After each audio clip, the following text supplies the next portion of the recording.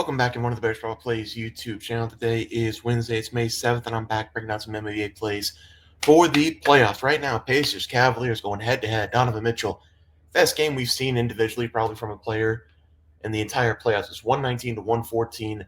Naismith just had a putback dunk to make it 119 to 114. They're reviewing a Donovan Mitchell elbow to the face.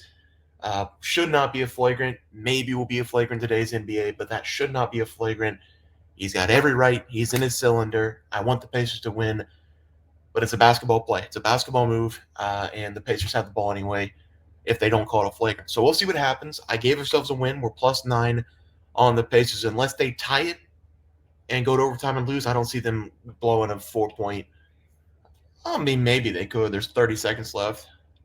Maybe they miss this shot. Cavs get 2 free throws. Miss another one. Cavs get 2 free throws. At worst, we tie. That would be disaster if it happens. But I put the 1-0 there. Like I said, Donovan Mitchell, probably the best performance in the playoffs so far. He's sitting on, I want to say close to 50. He had 21 free throws, I think, last time I checked. And he's doing it all inside. It's all physical play for Mitchell. Everything's been in the paint. Everything's been slashing. Everything's been at the rim. Hammer time for Donovan Mitchell. Just like I thought, whenever Donovan Mitchell does not settle, he's one of the best players in the NBA, and he's showing it tonight. It is now 116 to 119 into commercial break. So we have Pacers have a chance to even win this one. Also, Cavaliers doing all this without Garland, Hunter, and Evan Mobley. So this would be a massive win for them. It just switches the entire series, the entire momentum, the entire series is switched if the Cavaliers can just find a way to win this game and get their players healthy. But we are 2-0. We are going into tomorrow. We have Rudy Gobert over 3 rebounds, and T was -7 tonight after this game for the Golden State Warriors. We are going on to tomorrow. We're going to be looking at 2 more games. We go into FanDuel here. We're going to be looking at 2 more games. See that right there, 119 to 116. Now 12 seconds left. Pacers ball. Oh, boy, you guys might get the update before I do.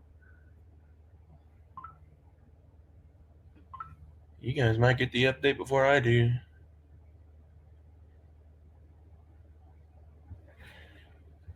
Halliburton dribbling. Halliburton at the rim.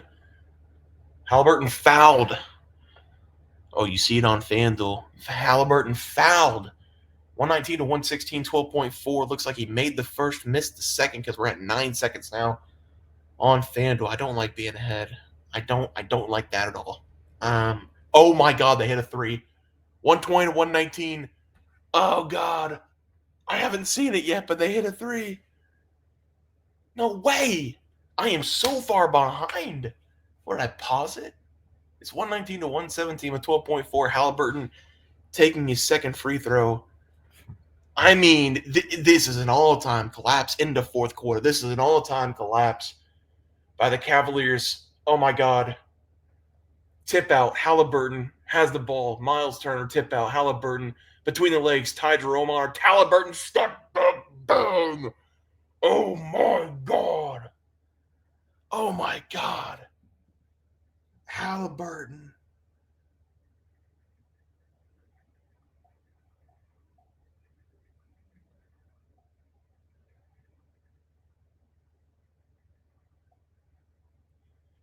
Unbelievable. Pacers take it. 120 to 119. Wow. What a game. Pacers take it.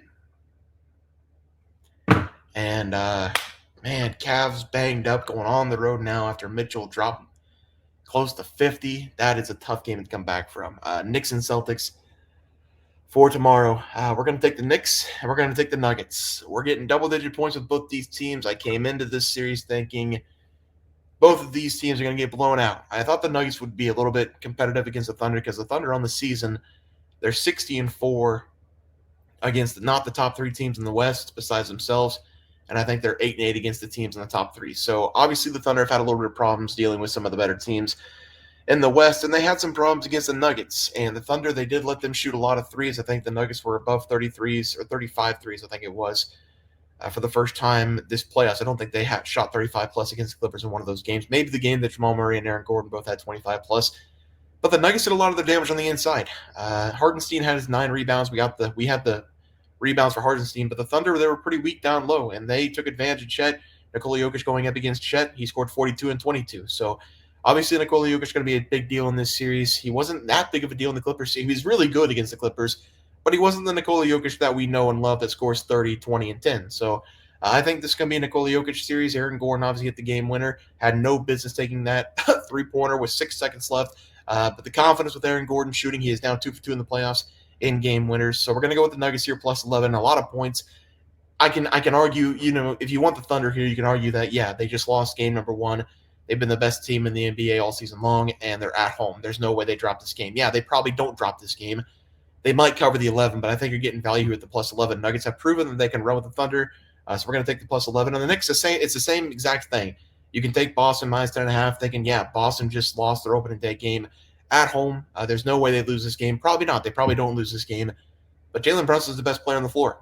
Plain and simple. Going to take the Nuggets or Knicks plus 10.5 and Nuggets plus 11 for those two plays. For the player props, going to take Jalen Brunson over the total points. Like I just said, Jalen Brunson's the best player on the floor. It's not even close, and you can make the argument Towns is the second best player because the way Jason Tatum and Jaylen Brown played in that first game is, it's not forgivable.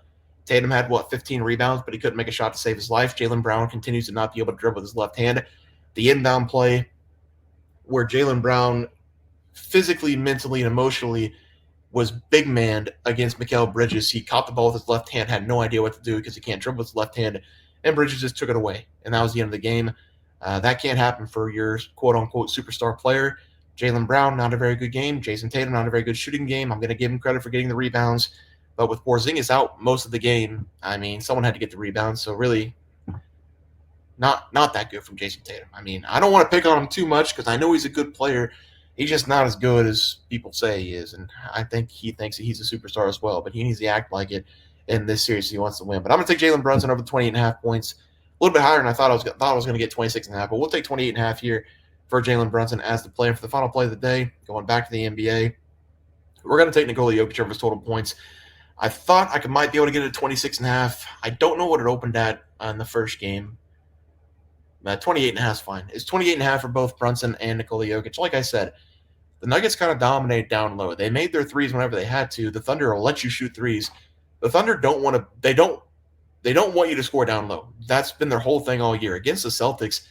The Celtics have now set NBA history franchise records in a playoff game and a regular season game for the amount of three-point shots they take in the first half and the second half. Against the Thunder in one of those games, they had the most field goal attempts from the outside in NBA history in the first half, and the Thunder were still up by 10 points. So even with Boston making like 23s in a half going up against the Thunder, they were still down because the Thunder like to dominate inside, and they don't give you a lot of points on the inside. Well, the Thunder got dominated in the inside in the first game. I think Nikola Jokic is going to dominate once again on the inside.